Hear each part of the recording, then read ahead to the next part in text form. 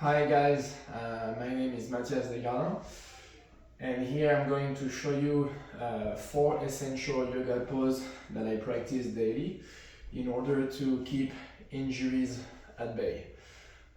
If, like me, you are active athlete, you play any type of sports, racket sports, basketball, soccer, even running, swimming, cycling.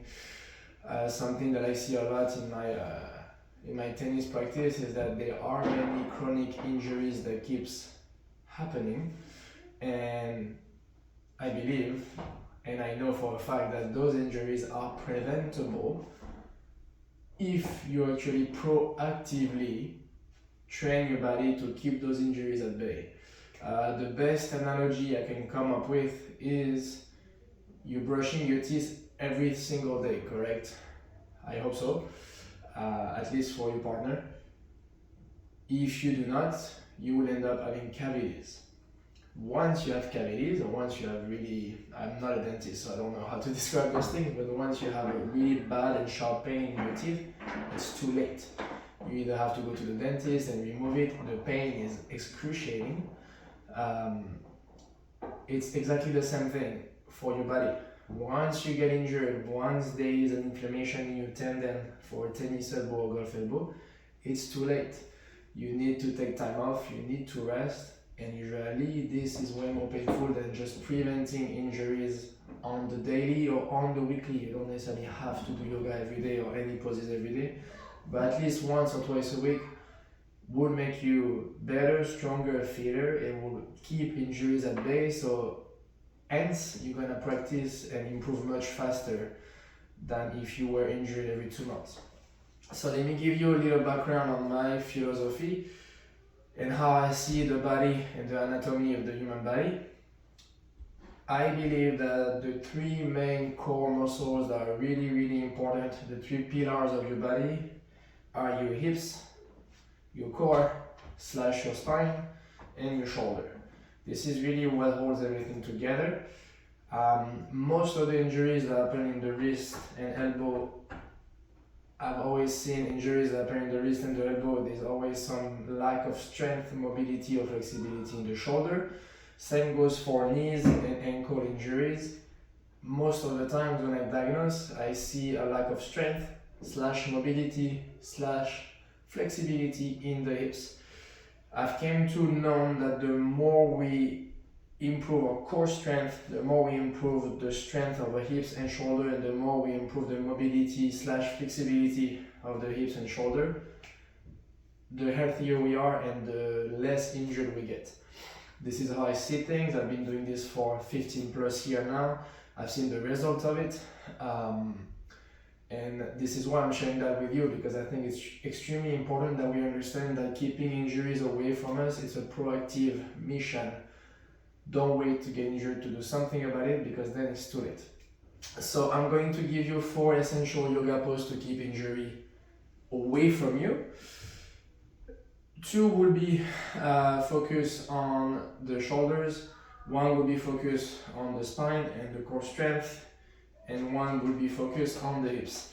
So let's start right away. The first one is called puppy pose. So the puppy pose, if you have dogs at home, it's exactly like what dogs do when they wake up in the morning. So I want you to start in this position with your shoulder, your hips, and your knees aligned on the same line. What you're gonna do, you're gonna bring your hands below your shoulder, and by keeping your knees under your hips, you're gonna walk your hands forward, forward, forward. Don't bring your hips with you. Once you cannot go any further, let your chest fall down. And if you can, let your forehead touch the ground. You're trying to bring that curve in your spine. Try to round the spine, unround it, sorry. And with every breath, every exhale, you fall forward towards the ground a little more. Keep pushing your hips back and away from the mat.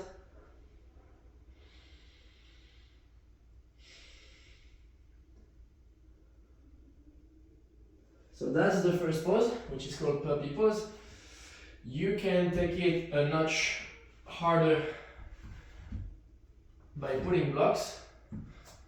What you will do is do the same exercise, but putting your hands on the block. So you get even more opening of the shoulder and the chest. And then again, you can adjust the block a little bit. And same thing, try to not bring your hips with you forward. Keep pushing your hips back and up. And as you can see on the video, my spine is even more curved. Really trying to open the front chest as much as we can. It feels really good. It's a good heart opener. Poses, if none of those two are available to you and it's just too hard, what I propose is a child's pose. So you're gonna sit your hips onto your heels, extend your knees from one side to another so your chest can fall in between. Walk forward, keep your hips on your heels. Child's pose, if possible, maybe your forehead touches the ground. If not, it's fine. And same thing, you're trying to bring that curve onto your spine and you are pushing your hips back and up and your hands forward. Try to bring as much space as you can between your vertebrae. You can use your finger to chill a little bit to try to get a little bit more height, more length. So that is for the first pose, which really targets the shoulder and is an excellent pose for your posture to really bring the shoulder back and have a good alignment of your body. Second pose is called cat-cow. So you're gonna come in all four. Your knees just below your hips, your hands just below your shoulder, fingers spread apart. Once you're in a good and comfortable position, you're going to inhale, tuck the low back, tuck the middle back, tuck the upper back. The neck tucks up last and you look up. At the top of your inhale, stay here. Exhale, round your hips forward towards your navel point. Your lower back, your middle back, your upper back, and your neck rounds up last. A big round. You try to push, contract your abs, push the floor away from you. Inhale, reverse. Tuck the lower back, push your hips away from your navel point. Tuck the lower back, the middle back, the upper back, and your neck comes up last. Exhale, round your lower back. Bring your hips towards your navel point. Try to do it vertebra by vertebra. And you finish in a rounded pose, cow.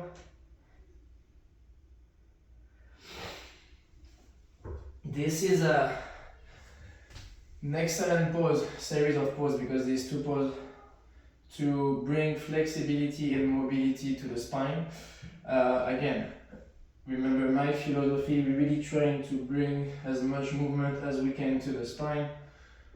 And most people tend to be pretty tight in the thoracic spine. They don't really have a lot of mobility, and that's why most people's posture is pretty poor, mostly because of the phones and the computers, and I'm guilty of it, everyone is. If you want to live in society nowadays, you need to be highly active on your phone or on your computer. So position tend to be like this. So the cat-cow is an amazing pose to really bring the shoulder back onto your scapula. Third pose, it's a high twisted lunge. So what we're going to do, we're going to bring the right foot forward, bring your right knee on top of your right ankle. Inhale, bring both arms up, so you're in a lunge position. Exhale, bring the left hand to the ground and bring the right hand towards the sky. You should already feel it in your right hip. If that is going easily and you're in a good position with your shoulders on top of one another, your hands on top of one another, lift your back knee, lift the left back knee, high twisted lunge. That should be a little bit more challenging.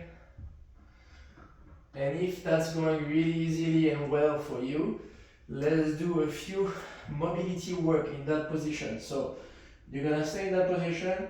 On your exhale, you're gonna bring your elbow into the inside of your right ankle, your right elbow. Touch the right elbow on the ground. Inhale, open back up to that starting position. Exhale, touch the right elbow on the ground, on the inside of your right hip. Inhale, open back up. Exhale, touch the right elbow on the ground. Inhale, open back up. And we can release. Try to do it on the other side as well, but every time we do it one side, we do it the other side. That one feels amazing. It's my favorite pose by far. Really enjoy the rotation of your hip and enjoy the space that you created. So that was much more hip targeted pose. And we're gonna do the last and fourth pose of our series. It's called the pigeon pose. So the pigeon pose, it's more of a stretching pose for your hips. You're gonna bring your right knee close to your right hand. So starting on 4. Sorry, I'm getting a little bit ahead of myself. Starting on 4, bring your right knee to your right hand. If your left foot can touch your left hand, even better. Once you're in that position, screw your back knee back and try to bring your right hip close to the ground. So this is your standing pigeon pose. If you feel it in your right hip already, it's fine. If not, you can lay down onto the ground and stay here. The goal is to get your right hip touching the ground if possible, and if you can, really drop your forehead to the ground. Relax into the pose as much as you can. Again, feel free to pause the video to do it on both sides. I'm just going through it because this is not a yoga class. I'm just showing you poses that are really important to me to prevent injuries. A modification for the pigeon pose is that's not available because your hips, hamstrings or glutes are a little bit too tight. Start in that position. Lay down onto your back. Bring the right foot on top of the left knee. And by keeping your low back onto the ground, try to get a hold of that left knee. Lean back down and then push your left knee towards you. If that's going pretty easily, you can push your right knee away from you. You should feel a deep stretch on your right hip. And again, everything I show you, please do it on both sides. Again, I'm showing you pretty fast, but please do it on both sides.